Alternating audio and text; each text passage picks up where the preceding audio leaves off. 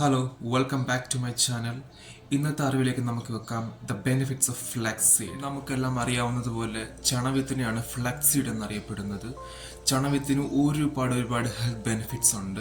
നമ്മുടെ ഹെയറിനും സ്കിന്നിനും ഒരേപോലെ യൂസ് ചെയ്യാൻ പറ്റുന്ന ഒരുപാട് നല്ല വൈറ്റമിൻസും മിനറൽസും എല്ലാം അടങ്ങിയ നല്ലൊരു വിത്ത് തന്നെയാണ് flax seed. Flaxseed contains alpha-linoleic acid or ALA. This is kind of omega-3 fatty acid.